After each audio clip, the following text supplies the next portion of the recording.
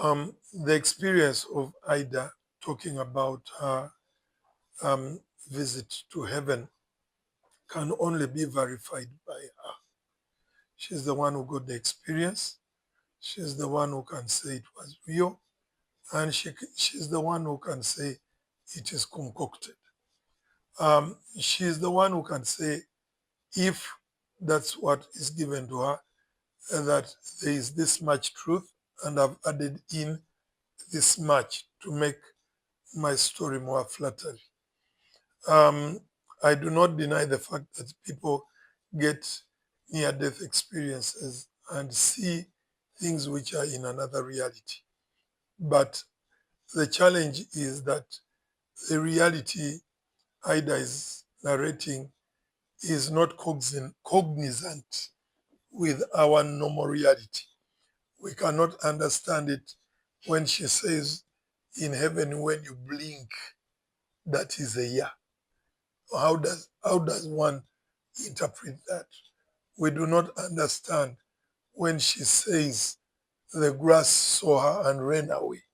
So I think the reality she talks about can only be understood by people who switch on a supernatural mind and interpret the imagery she encountered when she had a near-death experience. As a pastor, do you believe such things of the sort happens? I believe that people get near-death experiences and the world is awash with so many stories of people who have had a near-death and have experienced a, a reality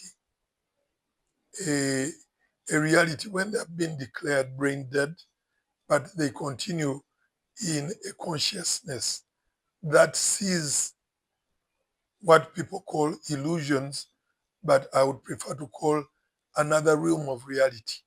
That realm of reality, if you are to perceive it from this realm, we are in a three-dimension realm, trying to perceive a fourth dimension. You cannot correlate the experiences.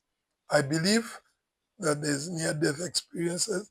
I believe there's a realm on which we can say there is heaven. I believe it's real.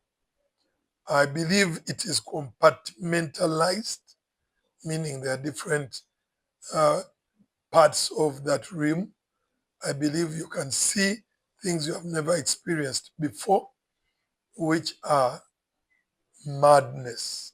If you are to speak them to a sane, rational person, but I do not deny the fact that people encounter weird things when they leave the body and they need a better way of explaining, better than what Ida talks, experiences, NDE. And these near-death experiences have had researchers and reports compiled, and it's undeniable that when we leave the body, there's another reality we encounter. However, we do not know the depth of those realities because they can be stretched to be unrealistic because it's a dimension which we have not lived in. It's what we would call a fourth dimension. So it's like going to London and you come back and you tell people in Uganda that have been in a nation where there are trains which go under the ground and under the water. People will laugh their heads off in Uganda because they can't see that as a reality or something that can happen. Coming back and saying, I've gone to a city and the doors open themselves. It's not in the experience of a normal person to meet a door which opens itself. So in the same way, a washing machine, something which washes clothes, narrating such to a person who is in a backward life would be like telling stories which are not real. So I think people like Ida, who have been out of the body, experienced another reality, find a trouble trying to explain what they have encountered in another reality to a reality we live in.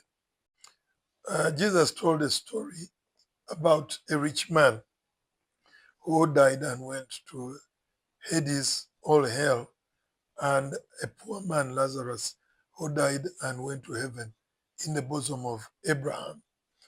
Um, the rich man begged Lazarus to come back and tell the people of the world what's going on in heaven and in hell.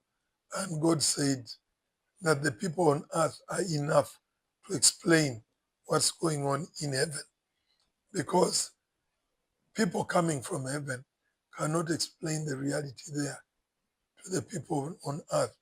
It will only create unbelief and laughter.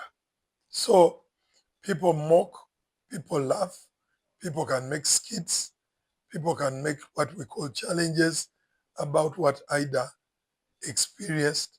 But the truth of the matter is that she had an experience which I do not want to question. Only I think she is unwise in the way she delivers it, and she needed counsel and pastoral guidance in order to relay that message in a very understandable manner to the people of our times. People who laugh at Aida should try reading the book of Ezekiel, the book of Revelation, where locusts are spitting fire, where rivers are running away, where death refuses to kill people. Books like those need a revelational power if you are to read them and understand them.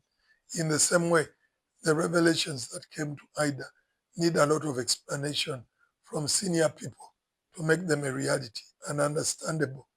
So I laugh when I see what challenges are coming out on Aida's experiences, but that's the fact. One reality is higher than the reality we live in, and so it's beyond explanation.